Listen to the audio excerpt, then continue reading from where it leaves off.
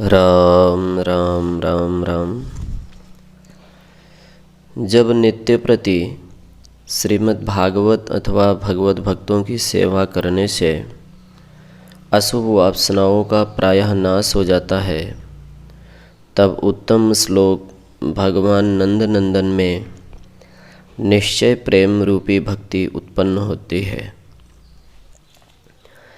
श्री सूत जी ने जब बार बार भागवत शब्द का प्रयोग किया, तब यह जिज्ञासा होना स्वाभाविक ही है कि भागवत शब्द से अभिप्राय क्या है। यही विचार कर ऋषियों की ओर से शौनक जी पूछते हैं, सूत जी, आपने कई बार कहा है सब पाप ताप भागवत सेवा से नष्ट हो जाते हैं, तो भागवत सेवा से आपका तात्पर्य क्या है? भागवत किसे कहते हैं और भागवत का सेवन कैसे करना चाहिए?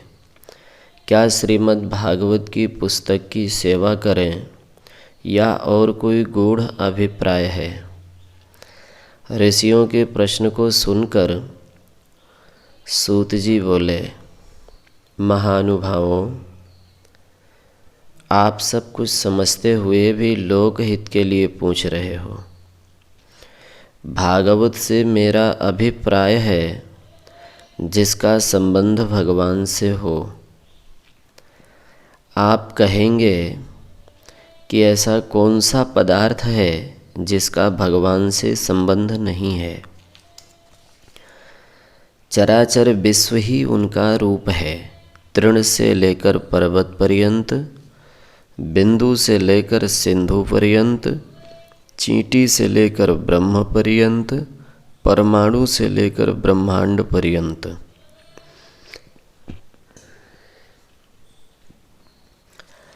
सभी में तो वे समान रूप से व्याप्त हैं।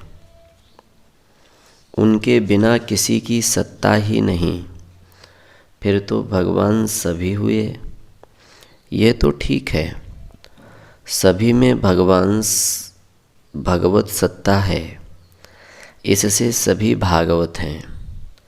फिर भी संबंध सामान्य और विशेष रूप से होता है। सामान्य रूप से तो सभी के संबंध हैं, किंतु जिनके साथ विशेष संबंध है, यहाँ उनसे ही अभिप्राय है।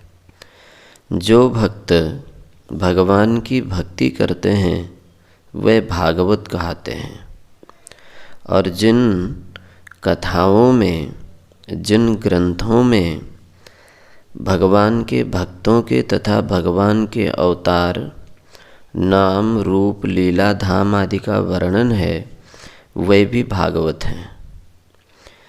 भगवान अनेक रूप धारण करके अनेक प्रकार की लीलाएं करते हैं।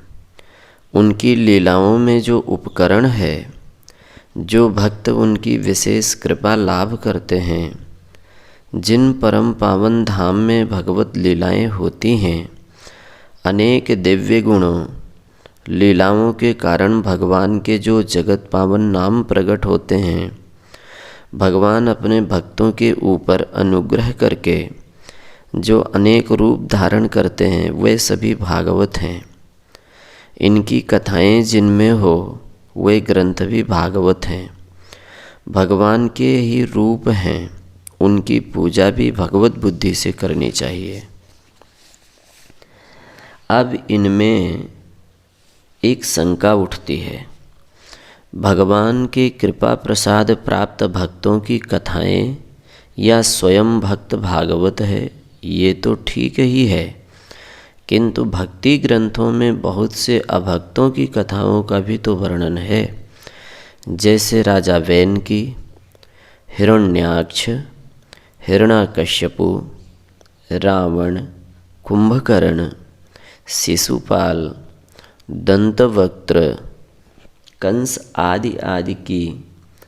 तो क्या ये सभी भागवत के अंतर्गत हैं? इसे आप यूँ समझें, आप किसी को दूध, जल या घृत देते हैं तो किसी पात्र में ही भर कर देंगे। यद्यपि हमारा स्नेह बच्चे में है, किंतु बच्चे को मिठाई, दूध आदि तथा खिलौने बहुत प्रिय हैं। उनके बिना वो रह नहीं सकता। हम भी उसके बिना प्रसन्न नहीं रख सकते। अतः बच्चे की प्रसन्नता के साधन होने के कारण वे सब संभार हमें प्रिय हैं। जैसे हम किसी से स्नेह करते हैं, किंतु उस स्नेह को प्रकट करने के लिए परस्पर में प्रिय वस्तुओं को देते लेते हैं। अपनी गुप्त से गुप्त रहस्य भरी बातों को उससे कहते हैं, सुनते हैं और अपने घर बुलाकर उसे खिलाते हैं, उसके यहाँ जाकर खाते हैं। यद्यपि इन वस्तुओं में प्रेम नहीं है, किंतु ये वस्तुएं प्रेम को प्रकट करने के लिए साधन होने के कारण स्वयं प्रेम में बन जाती हैं। यद्यपि रावण, कुंभकर्ण, कंस आदि के आचरण भ्रष्ट थे, किंतु ये सब भगवत लीलाओं को प्रकट करने में सहायक थे। जैसे परम भक्त अपनी एकांतिक भक्ति से भगवान को प्रकट कर लेता है, उसी प्रकार परम दुष्ट भी अपनी महान दुष्टता से भगवान को अवतार लेने के लिए विवश कर देते हैं। उसे निमित्त बनाकर भगवान भांति भांति की क्रीड़ाएँ करते हैं, अपने प्रेमी भक्तों को अनेक प्रकार से सुख देते हैं। उनकी दुष्टता ही लीलाओं के अध्यय के लिए आधार बनती है। वे अपने अत्यंत क्रूर कर्मों से, अत्यधिक अत्याचार से अनादि अव्यक्त अचिंत्य प्रभु को सर्वसाधारण सन्मुख युक्ति रूप से उपस्थित करा देते हैं। इसलिए उनका चरित्र भगवत चरित्र से भिन्न नहीं है, भगवत चरित्र ही है और उसका भी नाम भागवत ही है। भक्त अथवा भगवान का जिससे भी विशेष संबंध हो गया, उन सबके चरित्र भागवत चरित्र के अंतर्गत हैं। बैन यद्यपि दुष्ट था, किंतु वह भगवान के अंशावतार महाराज पृथु का पिता था। उसने ऋषि मुनियों के साथ दुष्टता की, उनके द्वारा मारा गया। पृथ्वीपति पृथु और धर्म स्वयंभू ऋषियों के संबंध से उसका चरित्र भी भागवत चरित्र ही है। अब एक शंका आप लोग और उठावेंगे कि इसमें तो यही सिद्ध हुआ, भगवान की अपेक्षा ये प्रबल पराक्रमी असुर स्वभाव के प्राणी ही श्रेष्ठ हुए, जो भगवान को अवतार लेने को विवश कर देते हैं। इसमें कोई संदेह नहीं, भगवान से भक्त को श्रेष्ठ ही माना गया है। या दूसरे शब्दों में यूँ कह लीजिए कि भक्त का अपना कोई संकल्प होता ही नहीं। चराचर के स्वामी उसके हृदय में बैठकर जैसी भी प्रेरणा करते हैं, जैसा भी संकल्प कराते हैं, वह वैसा ही करता है। यथार्थ बात यह है कि भक्त भगवान से भिन्न होता ही नहीं। ये रावण, कुंभकर्ण, हिरण्याक्ष, हिरण्यकश्यपु, शिशुपाल, दंतवक्त्र और कोई नहीं थे। भगवान के नित्य पार्षद, भगवान के शरीर के एक प्रकार से अंग ही जय और विजय नाम के वैकुंठवासी प्रिय अनुचर थे। अकेले बैठे बैठे भगवान ऊब जाते हैं। उन्हें कुछ क्रीड़ा करने का मन होता है, कुछ लड़ाई भिड़ाई हो हल्ला होता रहे तो मन लगा रहे। अब सर्वसमर्थ प्रभु से युद्ध में कौन लड़ सकता है? ऋषि मुनि देवता तो दास भाव उपासक ठहरे, उनसे घंटा बजवा लो, पूजन करवा लो। भगवान से लड़ने की बात तो क्या, विरोध की भी बात कहो तो कोसों दूर भागेंगे। इनकी तो सदा भगवान के सन्मुख अंजलि ही बंधी रहती है। यद्यपि भगवान हर समय इस विनम्रता से ऊब जाते हैं, किंतु वे बेचारे अपने स्वभाव से विवश हैं। भगवान का स्मरण होते ही आंखें अपने आप बहने लगती है, हृदय स्वयं भर आता है, रोएं स्वतः खड़े हो जाते हैं, कंठ गदगद हो जाता है और दोनों हाथ बिना प्रयास के जुड़ जाते हैं। लड़ाई भिड़ाई खुले हाथों से हो सकती है। इसलिए भगवान अपने अंतरंग सखाओं को अनंत शक्ति समर्पित करके अपने दिव्य लोक से धराधाम कौतुक के निमित्त भेजते हैं। जब वे ही इस काम के लिए गए हैं तो उनका दोष क्या? वे भगवान के इच्छानुसार खूब विरोध करते हैं, और जब वे भगवान के यंत्र हैं और उन्होंने अपने शक्ति से ही उन्हें प्रबल बनाया है, तब तो वे बड़े हुए ही और उनके चरित्र भागवत चरित्र हुए ही। वैसे तो सत्व रज तम ये 3 ही गुण प्रकृति के हैं, और प्रकृति भगवान की चेरी है, उनके संकेत पर नृत्य करने वाली है।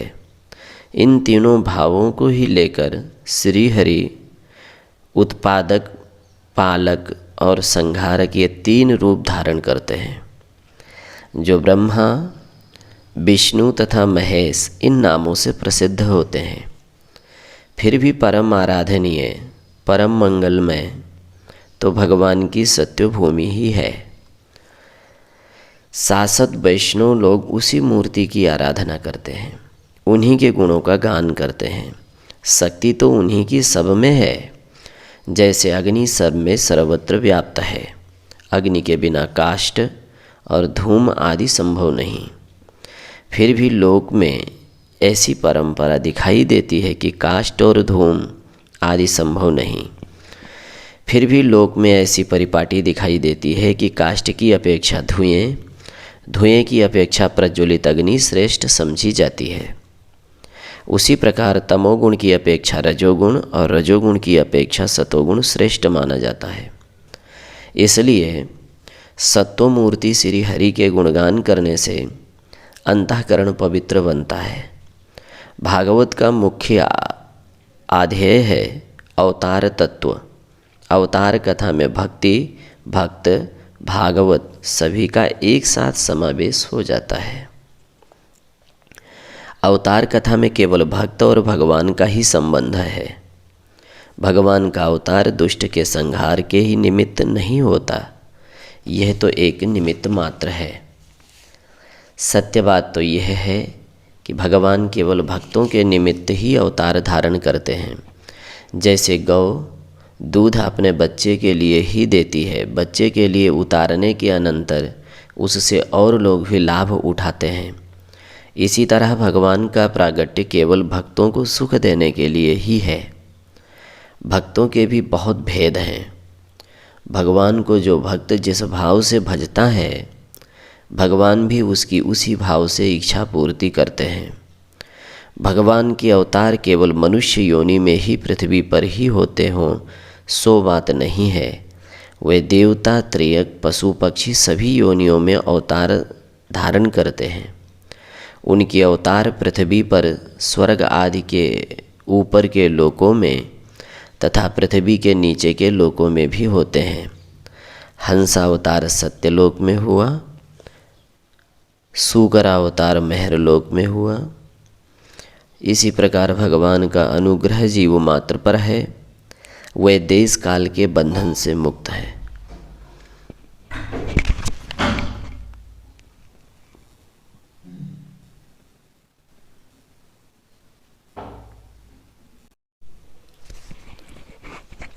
जब जिस जाति में जन्म ग्रहण की आवश्यकता अनुभव करते हैं, तब उसी जाति में प्रकट होकर वहाँ के जीवों को अपनी अद्भुत दिव्य लीलाओं के द्वारा आनंद प्राप्त कराते हैं। वह प्रभु भूत भावन हैं, चराचर के स्वामी हैं, सबके त्राता हैं। ब्रह्म स्वरूप बनाकर वे ही प्रलय में लीन हुई प्रजा का सृजन करते हैं। वह ही विष्णु रूप धारण करके राजाओं में, देवताओं में, ऋषियों में अपनी शक्ति प्रदान करके नाना अवतार धारण करके इस चराचर जगत का पालन करते हैं। अंत में वह ही साक्षात शिव रूप से समस्त संसार का संहार भी करते हैं। उनकी शक्ति की कोई सीमा नहीं, उनके पुरुषार्थ की कोई परिधि नहीं, उनके अवतार की कोई गणना नहीं। वह अनादि अनंत प्रभु के अनेक रूप से कलावतार, अंशावतार, अवशेषावतार, युगावतार आदि विविध भेद से अवतीर्ण होते हैं। उनकी कथाओं के श्रवण को ही भगवत सेवा कहा जाता है। उनके अनंत अवतारों में से कुछ के नाम अत्यंत संक्षेप में चरित्र के साथ आगे हम वर्णन करेंगे। इस ग्रंथ के समस्त चरित्र सब भक्त और भगवान के अवतारों के ही होंगे। गाने योग्य भगवत चरित्र ही है और सब तो व्यर्थ की बातें हैं। यह रही भागवत सेवा के विषय में कुछ बातें। राम राम राम राम राम।